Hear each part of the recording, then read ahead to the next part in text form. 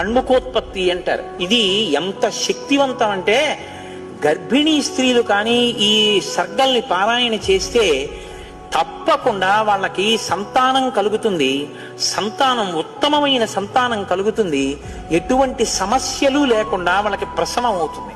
అంత శక్తి ఇందులోనే ఉంది. ఇందులోనే వాల్మీకి మహర్షి కుమార సంభవం అన్న మాట వాడారు. పెద్దవాళ్ళు ఏం చెప్తారంటే వాల్మీకి మహర్షి అసలు ఎప్పుడూ ఫలశ్రుతి చెప్పరు. ఈ సర్గ చదివితే ఇది వస్తుందని చెప్పరు. అట్లాంటి వాల్మీకి మహర్షి గంగావతరణానికి షణ్ముఖోత్పత్తికి ఫలశ్రుతి చెప్పారు.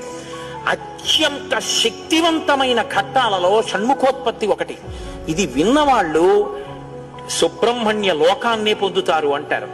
అంత శక్తివంతం. ఇందులో కుమార సంభవం అన్న మాట వాల్మీకి మహర్షి వాడారు.